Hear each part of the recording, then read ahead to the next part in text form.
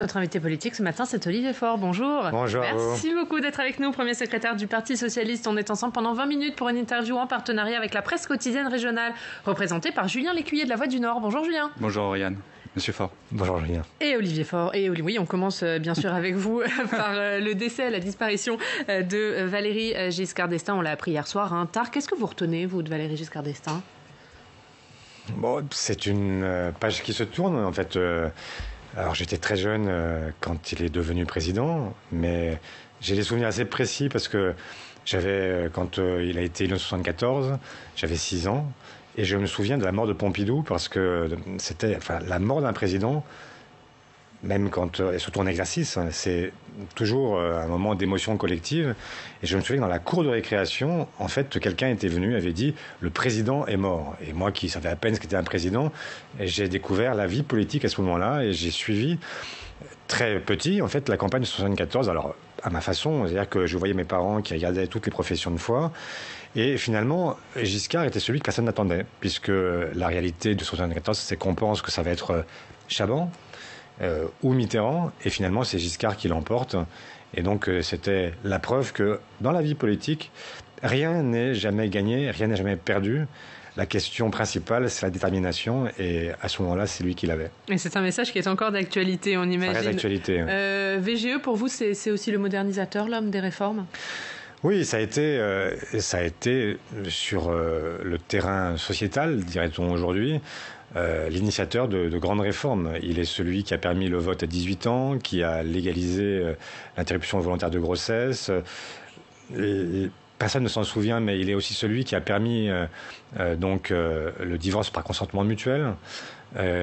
Si mes souvenirs sont bons, il est aussi celui qui a permis aux femmes d'avoir un compte en banque sans autorisation de leur mari. Et donc ça a été effectivement l'entrée dans une forme de modernité. On est au lendemain du grand mouvement de mai 68 et à sa façon, il y a aussi en partie répondu. Et donc il est celui qui a eu la bonne idée de mettre Simone Veil dans son gouvernement. Donc il a été un jeune président aussi. Il avait 48 ans quand il s'est fait élire. Est-ce qu'il n'est pas le symbole aussi finalement que la droite, ou plutôt la gauche, n'a pas le monopole des réformes sociétales, que la droite peut aussi porter des grands combats sur la société ? Qu'elle n'a pas le monopole du cœur, c'est ça que vous voulez dire ? C'est ce qu'il disait. Bon, c'est ce que lui disait. Mais écoutez, personne n'a le monopole du cœur, effectivement, mais il y a quand même, non pas un privilège accordé à la gauche, mais enfin, quand vous regardez sur la longue période et sur l'histoire de notre pays, malgré tout, l'essentiel des réformes, qu'elles soient sociales ou sociétales, elles viennent quand même de la gauche. Mais il faut reconnaître, et d'ailleurs lui-même, s'il était encore là pour nous en parler, vous dirait que sur l'IVG, ça ne s'est fait qu'avec les voix de la gauche et qu'il avait en fait une majorité qui était très réticente. Donc il a eu ce courage-là d'aller y compris au-devant d'une droite très conservatrice, mais avec une gauche qui ce jour-là a été à la hauteur de ses responsabilités et qui a justement, en dépit de ses désaccords sur la politique économique et sociale, a choisi de l'accompagner dans cette voie-là. Et vous n'avez pas le monopole du cœur, cette phrase historique lancée à François Mitterrand. C'était le premier débat d'entre-deux tours lors d'une élection présidentielle. C'est ça aussi, le socialiste que vous êtes, retient cette rivalité historique aussi entre François Mitterrand et Valéry Giscard d'Estaing ? Oui, en fait, je ne sais pas si c'était une rivalité personnelle, je n'en ai aucun élément. Politique, en tout cas. Politique, c'est sûr. Et puisqu'on en a convoqué nos souvenirs, moi j'avais 13 ans donc, quand Mitterrand a été élu. Et c'est un moment assez particulier parce que je ne mesurais pas l'ampleur de ce qu'était en fait l'arrivée de la gauche au pouvoir. J'étais dans une famille où la politique n'était pas le centre de nos discussions. Et c'est le lendemain matin, quand je suis allé à l'école, j'avais mon voisin de table, alors à l'époque on avait les tables encore en bois, etc., qui a pris son cutter et qui a commencé à graver pendant toute la matinée 10 mai 1981, jour de deuil national. Et là, j'ai compris qu'il s'était passé quelque chose de puissant. Et comme en plus j'étais convaincu que c'était la gauche qui devait l'emporter, je me suis dit, une nouvelle ère commence. Vous avez changé de voisin de table. Et j'ai changé de voisin, je ne sais plus. Enfin, en tout cas, j'ai compris qu'il y avait des gens que ça avait particulièrement choqué et que... Voilà. Un dernier mot sur Valéry Giscard d'Estaing. Est-ce que vous voyez un parallèle, une filiation entre Valéry Giscard d'Estaing et Emmanuel Macron ? Il y en a peut-être une, elle va vous surprendre peut-être, mais enfin, Giscard a commencé en étant le jeune président, celui qui devait moderniser, qui devait faire entrer dans le nouveau monde déjà à l'époque. Et ça s'est fini par une loi qui s'appelait Sécurité et Liberté. Voilà. Donc, qui a été abrogée d'ailleurs par François Mitterrand quand il est arrivé au pouvoir. Eh bien, écoutez, c'est le même destin que vous réclamez pour la loi sécurité globale, c'est ça ? Exactement. Je pense qu'il faudra un autre gouvernement qui, derrière, revoit la copie et effectivement abroge ces dispositions liberticides qui marquent une dérive autoritaire, comme ce fut le cas, hélas, pour Giscard en fin de septennat à l'époque. Et on va justement parler de cette loi sécurité globale, Julien. Oui, bien sûr, puisque c'est l'actualité, évidemment, gros pataquès autour de l'État, c'est vraiment l'imbroglio total. Est-ce que, concrètement, au-delà de la réécriture qui a été annoncée par le gouvernement de l'article 24, est-ce qu'il ne faut pas tout simplement le supprimer, ce fameux article 24 ? Vous qui êtes journaliste, vous en pensez quoi ? Je ne suis pas là pour donner mon avis, M. Faure. On en discutera après si vous voulez. Mais... Oui, parce que la réalité quand même, c'est que, en fait, est-ce qu'on doit toucher à la loi sur la presse de 1881 ? Ça fait plus d'un siècle qu'elle est là, qu'elle fonctionne, qu'elle régit toutes les règles de liberté de la presse. Pourquoi voudrait-on y toucher ? Qu'est-ce qui nécessite de le faire ? Alors j'entends, on nous dit, mais quand même il faut protéger les policiers. Mais moi aussi je veux protéger les policiers, mais il se trouve que la loi, elle protège déjà les policiers. Imaginez même, pas seulement les policiers d'ailleurs, mais imaginez qu'il y ait demain un message de haine, un appel au meurtre, un appel à une forme de vendetta contre tel ou tel policier. Mais vous avez déjà des lois pénales qui sanctionnent ce type de comportement. Vous pouvez déjà attaquer en justice un policier. Le gouvernement parle menacé. de trous dans la raquette. On peut les entendre parce qu'évidemment, quand il y a des appels à la haine, il y a déjà le code pénal qui vient réprimer. Mais si, par exemple, on dévoile des informations personnelles concernant des policiers, il est plus difficile de caractériser l'acte.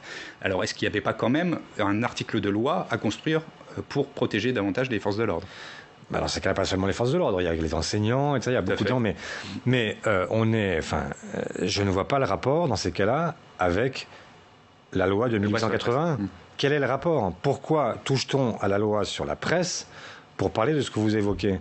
Là, on parle de réseaux sociaux, on parle de menaces portées sur des individus qui sont dans l'exercice de leur fonction. Et l'intention, chacun la connaît. En fait, elle a été exprimée de manière suffisamment claire par Gérald Darmanin. Il y a de nombreuses reprises. Les violences policières, je m'étouffe. Ensuite, je veux en fait désormais qu'on ne puisse plus diffuser d'images de policiers ou de gendarmes en action. Ensuite, je demande aux journalistes de bien vouloir s'accréditer avant de rentrer dans une manifestation. Puis, il nous a expliqué qu'il fallait que quand l'ordre de dissolution des manifestations devait être prononcé, les journalistes devaient se retirer. Et bien sûr que les simples témoins n'avaient pas à filmer. Donc, tout ça a été limpide. Il est revenu sur tout ça au Parlement quand il a expliqué l'article 24. Mais il n'est pas revenu tout seul. Il est revenu parce que nous avons combattu les uns et les autres et que nous avons fait entendre une autre voix. Et qu'à un moment, c'est difficile de s'opposer à l'ensemble des journalistes, de s'opposer à des manifestants nombreux qui sont venus dire leur colère parce qu'on ne peut pas accepter cette dérive autoritaire qui, de mois en mois, est de plus en plus marquée. Et pas seulement sur cette loi. C'est la loi complète dont vous demandez le retrait ? Je pense qu'aujourd'hui, il y a besoin quand même que tout le monde reprenne ses esprits, que tout le monde se calme et qu'on reparte sur autre chose. Parce que, mais sur l'ensemble de la loi ? Il y a d'autres articles dans la loi qui sont également mais pas tout. Très tendancieux. Pas toute la loi, bien sûr. Il y a des sujets sur lesquels je partage le point de vue du gouvernement. Je pense que sur la question de la complémentarité entre police nationale et police municipale, il y a des choses intéressantes qui sont dans la loi. Mais par exemple, la surveillance par drone qui ouvre la porte demain au contrôle, comment appelle-t-on, au contrôle... la reconnaissance faciale. La reconnaissance faciale, etc. C'est 1984. En fait, moi, j'ai pas pas envie de le livre. J'ai pas envie que désormais on soit dans une société de surveillance. En fait, il faut quand même mesurer, en plus, y compris les outils qu'ils mettent en place, qui leur survivront. Mais imaginez demain, hélas, que ce soit un pouvoir encore plus autoritaire qui vienne au pouvoir. Il aurait déjà, en fait, les moyens de mener la politique qu'il entend mener. Bon, moi, j'ai pas envie de laisser ça à notre pays et j'ai pas envie de cette dérive permanente vers plus de verticalité, d'autoritarisme. Enfin, c'est quand même inouï d'avoir un pouvoir qui je me souviens de la campagne d'Emmanuel Macron qui se voulait très participatif, ouvrir les portes et les fenêtres de la vie politique, s'ouvrir à la société civile, mais il a fermé la vie politique, y compris à ses propres amis. Regardez ce qui se passe au Parlement. Il leur fait même plus confiance. Regardez au gouvernement. Même le gouvernement est tenu en lisière des décisions. On va en parler du Parlement. On a bien compris votre position sur le fond de cet article, mais sur la forme, elle a de l'importance, la forme, dans cette histoire, puisqu'elle a fait beaucoup réagir les parlementaires. Il y a eu cette commission indépendante qui a été... Vous savez bien que la forme, c'est le fond qui remonte à la surface.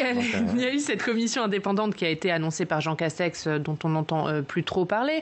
Il y a eu cette annonce d'une réécriture complète, alors que le texte est actuellement en examen au Sénat. Les sénateurs qui ont d'ailleurs déjeuné hier avec Emmanuel Macron, on imagine que Patrick Kanner, le président du groupe, vous a parlé de ce déjeuner. Est-ce que vous dites l'incident est clos, on revient à un fonctionnement normal, ou pour vous, ça va laisser des traces sur le fonctionnement entre le Parlement et l'exécutif ? Ça fait 25 secondes plus que vous nous expliquez ce qui s'est passé. Enfin, franchement, apportez-moi un verre avec de l'aspirine. Je ne comprends rien de ce qui se passe. Est-ce que j'ai dit ou est-ce qu'il se passe ? Mais est-ce qu'il se passe ? Est-ce que vous retracez ? Enfin, franchement, qui a compris ? Alors, voilà, on a une loi, mais on a un ministre de l'Intérieur qui explique des choses, mais en fait, c'est pas ce qui va se passer, puisqu'en réalité, l'article 24 ne touche à rien. Puis après, il faut le réécrire. Puis après, il faut l'envoyer à une commission indépendante. Puis finalement, non, parce que ça va être le Parlement. Est-ce que c'est l'Assemblée ? Est-ce que c'est le Sénat ? Pour répondre à votre question, oui, il serait temps qu'il se repose un peu. Il va y avoir des vacances pour tout le monde et qu'on y revienne plus tard avec un texte qui soit écrit en français et que chacun puisse comprendre, intelligible, lisible. Au travers du projet de loi sur le séparatisme, puisqu'il y a l'autre voie possible pour régler cette question de la protection des forces de l'ordre, c'est de passer par l'article 25 qui est censé protéger l'ensemble des agents des services publics. Déjà, ça me paraît plus logique. Après, il faut voir aussi dans les détails quel est l'impact que ça... il faut regarder dans le détail ce que ça menace. Moi, je suis évidemment conscient des risques que prennent un certain nombre de fonctionnaires et donc je ne voudrais pas qu'il y ait un trou dans la raquette, comme vous dites, mais enfin, je ne veux pas non plus que ce soit en fait l'occasion de mettre sur votre raquette des mailles qui viendraient filtrer nos libertés et notre capacité à être informés. Cela dit, le ministre de l'Intérieur, lundi soir, est venu à l'Assemblée nationale pour évoquer les pistes de réforme. Il a évoqué notamment le manque de formation, qui était une demande du PS. Vous êtes plutôt satisfait de la reconnaissance d'une erreur structurelle, d'un problème structurel parmi les forces de l'ordre ? Je ne sais pas si je suis satisfait. C'est bien qu'on sorte du déni. C'est déjà ça. Maintenant, malheureusement, ça veut dire aussi que ce qui devait être fait ne l'a pas été. Donc, qu'on a aujourd'hui des policiers qui sont formés, 8 mois de formation. Vous vous rendez compte qu'en Allemagne, c'est 36 mois. Et le métier de policier, de gendarme, etc., c'est un métier très difficile. Des métiers où se mêle à la fois le danger, mais aussi la nécessité d'incarner, de représenter l'État, et donc l'État de droit, d'avoir une attitude qui soit irréprochable, exemplaire, ce qui suppose évidemment une formation de longue durée, y compris qui permette dans toute situation de garder un sang-froid qui est très difficile à maintenir quand on fait face notamment à des gens qui sont violents et qui sont venus pour casser. Donc ça suppose évidemment qu'ils aient cette formation plus longue, les formations aussi déontologiques. Bien sûr, je ne pense pas que la police tous les policiers soient racistes, mais quand on voit le nombre d'exemples qui nous sont donnés dans les livres, dans les reportages par vos confrères, je pense à France Info, je pense à celui qui s'est embarqué qui s'est fait engager dans la police, dans je ne sais plus quel arrondissement de Paris, je pense à ce qui s'est passé l'autre jour avec Michel Zecler, l'affaire Théo, etc. Bref, quand on voit tous ces dérapages permanents, qui sont des dérapages racistes. Mais là aussi, il faut aussi de la formation et surtout être intraitable. On ne peut pas garder dans les rangs de la police des gens qui sont totalement en contradiction avec les valeurs qu'ils sont censés représenter. Et donc, il faut... voilà. Et donc, il faut réformer l'IGPN, enfin bref... Exactement. Il faut réformer... Il faut même non seulement la réformer, mais il faut aussi complètement la rendre indépendante. Vous savez, par exemple, que quand on mène une enquête et qu'il y a une autopsie, pour essayer de comprendre quelles sont les causes du décès de tel ou tel, eh bien, souvent, en fait, c'est l'Institut médico-légal de Paris qui est le chargé de l'autopsie. Vous savez qui est, en fait, le patron de l'Institut médico-légal à Paris ? Vous allez me le dire, oui. Le préfet de police de Paris. Ouais. Vous voyez un peu le problème et le conflit d'intérêts potentiel. L'État dans l'État, c'est ça. C'est en tout cas le ministère de l'Intérieur dans l'Intérieur. Oui. On va parler de la loi séparatisme. Elle sera présentée mercredi en Conseil des ministres. On en connaît quand même les grandes lignes qui ont été présentées par Gérald Darmanin et Éric Dupond-Moretti. Pour vous, c'est une loi qui va dans le bon sens ? Pardon, j'ai raté le début de la question. Sur la loi séparatisme. Sur la loi séparatisme, pardon. Je ne sais pas très bien comment vous répondre. J'ai lu ce qui a été envoyé au Conseil d'État. C'est une loi qui vient renforcer un certain nombre de sanctions et de contrôles. Donc, elle répond dans une petite partie au sujet. Mais j'avais cru comprendre que l'ambition était beaucoup plus large. D'ailleurs, au départ, on parlait de la lutte contre les séparatismes. Cette ambition a été abandonnée. Visiblement, on n'est plus sur les séparatismes, on est sur un séparatisme, et encore de manière très réduite, puisqu'on en traite les symptômes, mais on n'en traite pas les causes. Et moi, ce que je voudrais, c'est qu'on soit à la fois dur avec l'islamisme radical, mais aussi dur avec les causes de l'islamisme radical. Et là, rien. Alors qu'il aurait fallu, par exemple, puisqu'on vient de parler du racisme, eh bien, il aurait fallu être très puissant sur le racisme et les discriminations. Parce que comment est-ce qu'on recrute un djihadiste ? On le recrute en général sur des bases qui sont des bases au départ très éloignées de la religion. Qu'est-ce qu'on fait ? On va chercher des gens qui sont en rupture de banc avec la société. Des gens qui ne sont pas en rupture de banc, mais qui ont le sentiment d'avoir été humiliés dans leur identité, qui ont le sentiment d'être racisés. Et donc, quelle proposition vous allez faire, vous, concrètement, vous avez une réunion Parti ce soir. socialiste, Vous avez une réunion ce soir. On a ce soir une présentation. On a créé un événement numérique qui va être au long cours, puisque en fait pendant toute l'année 2021, on va présenter au fur et à mesure nos travaux sur notre projet pour l'élection présidentielle. Et donc, nous allons à chaque fois communiquer en direction des internautes, des Françaises et des Français, pour leur dire voilà ce que nous proposons. Maintenant, challengez-nous, dites-nous si ça vous va pas, faites mieux que nous, et nous retiendrons à chaque fois qu'est-ce que vous proposez, les idées qui vont satisfaire au mieux nos objectifs. Ce qu'on va proposer, on va proposer tout simplement d'être sur deux jambes. Bien sûr, il faut aujourd'hui à la fois réprimer les associations, les porteurs de haine, etc. Mais il faut aussi renforcer le discours sur la laïcité. Donc nous voulons un défenseur de la laïcité qui regroupe, pas être trop technique, mais enfin, il y a des tas d'organismes qui s'occupent aujourd'hui de laïcité. Il faudrait les regrouper, leur donner une vraie puissance, une capacité à avoir des référents départementaux, aller aider les enseignants, être ce que font déjà ces organismes, mais vraiment leur donner une puissance et une visibilité qu'elles n'ont pas, pour pouvoir déjà renforcer le principe laïque et le faire comprendre, y compris de ceux qui le vivent uniquement comme un instrument contre une religion, l'islam. Ensuite, il faut aussi traiter des causes, et les causes, elles sont sociales, elles sont idéologiques, elles sont nombreuses, et il faut absolument aller traiter le mal à la racine. Et la racine, c'est le fait de ne pas avoir de ghetto, par exemple, urbain. Est-ce qu'on peut encore accepter l'idée que vous avez des départements qui sont devenus, en fait, des départements où on accueille toute la misère du monde ?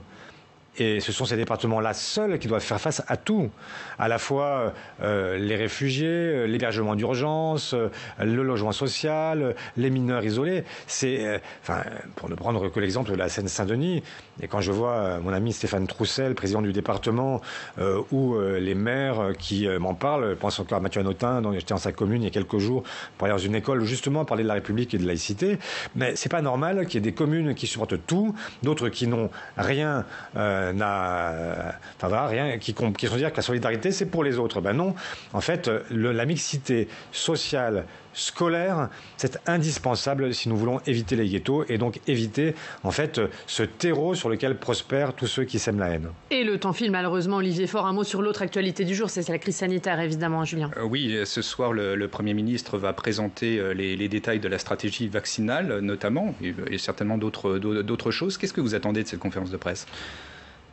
Tout ce qu'on n'a pas eu jusqu'ici, parce que j'ai écrit au président de la République, j'ai parlé avec le Premier ministre. À chaque fois, je leur ai dit, je ne comprends pas ce qu'on fait sur la stratégie vaccinale. Et comme les Français, ils sont très réticents, le mieux, ce serait quand même qu'on se mette tous d'accord et qu'on puisse porter d'une même voix cette stratégie vaccinale. On s'est dit, oui, vous serez consultés, etc. Comme d'habitude, nous n'avons pas été consultés. Il fera son truc. J'espère que ce sera bien. Si c'est bien, j'approuverai. Mais on voit bien qu'il y a une difficulté. C'est que jamais rien n'est pensé collectivement. Avec même un président qui, hier, nous dit, dans une phrase assez ambiguë, à la fois qu'il faut se vacciner, mais en même temps, on ne sait pas très bien ce que c'est que ce vaccin, etc. Donc, on fait mieux quand même pour introduire l'idée vaccinale dans notre pays. Mais, donc moi, ce que j'aurais aimé, c'est qu'on ait à la fois une campagne d'explication avec les Français. J'aurais aimé que depuis de longs mois, on puisse prendre la tâche des collectivités locales, voir quels seront les lieux de vaccination, quelles seront les personnes qui seront habilitées à vacciner, comment est-ce qu'on fait ces chaînes de vaccination, faire ensuite aussi le détail sur l'acheminement, je vois ce que font nos voisins allemands. Eux, ils ont des caissons réfrigérés pour transporter en fait le vaccin de chez Pfizer. Je vois que les Espagnols font exactement ce que je viens de vous dire, c'est qu'ils ont déjà prévu, anticipé depuis longtemps avec les collectivités pour qu'on ait une diffusion la plus rapide possible du vaccin quand il sera arrivé. En France, je ne vois rien de tout cela. Donc j'espère que ce soir, nous aurons des annonces qui seront pertinentes et qui permettront de ne pas désespérer. Une fois de plus, parce que je crois que la question sur le vaccin, pourquoi les Français sont si réticents, c'est parce que nous sommes dans un pays très particulier, nous sommes dans le pays du mensonge sur les masques. Et donc c'est la raison pour laquelle aujourd'hui la confiance a disparu. Et donc moi je veux que la confiance elle revienne, parce que nous en avons besoin pour protéger les Françaises et les Français. Et dernière question, Julien. Alors, il y en avait beaucoup encore, mais si on doit parler au moins d'une question sur le Parti socialiste, je ne vous demanderai pas ce que vous pensez du nouveau nom que François Hollande a proposé, socialiste. Vous y pensez, en tout cas, à changer le nom du parti. Vous proposez quoi? Et vous parlez aussi d'un Big Bang à gauche. Alors pour moi, en astronomie, ça s'éparpille, mais j'imagine que vous pensez à autre chose. Moi, je pense que c'est le début d'un nouveau monde, plutôt, le Big Bang. Donc, ce que j'espère avec ce que j'ai proposé, c'est effectivement un Big Bang de la gauche et de l'écologie, qui a plusieurs temps. On n'a pas le temps d'en parler maintenant, mais donc, je veux, y compris, que nous refondions le Parti socialiste. 50 ans après Mitterrand et Épinay, le congrès d'Épinay qui avait marqué la renaissance des socialistes, qui ont une longue histoire, eh bien, je veux qu'à nouveau, nous puissions ouvrir un nouveau cycle. Et dans ce nouveau cycle, je veux que nous nous posions toutes les questions sans tabou. C'est la raison pour laquelle j'ai dit il faut penser à notre organisation, à nos pratiques politiques, et pourquoi pas changer de nom. Et socialiste, c'est un bon nom ou pas alors? Mais socialiste, je le suis, je le resterai. Non, mais c'est le nom que propose François Hollande, c'est un bon nom? Socialiste, c'est ce que nous sommes. Donc, et pour vous, Jean Jaurès, le nouveau nom doit-il comprendre socialiste? Est-ce que le mot socialiste, c'est pas, moi, j'ai pas de religion. Entendez-moi bien, même sur cette question-là, je suis un laïc. Donc, je suis partisan de tout mettre sur la table. Nous verrons bien. Mais je rappelle à toutes celles et ceux qui sont très émus par ce changement que Jean Jaurès, qui était celui qui a porté sur les fonds baptismaux, encore une parole laïque, le Parti socialiste, eh bien, il était dans un parti qui s'appelait Section française de l'Internationale ouvrière. Il était socialiste. Oui. Ça n'a pas empêché d'être socialiste. C'est difficile à vendre. Et donc ça veut dire une chose, c'est-à-dire que le nom, c'est pas l'essentiel, mais ça doit traduire une volonté. Et merci beaucoup. Merci Olivier Faure d'être venu nous voir ce matin. Merci Julien Lécuyer.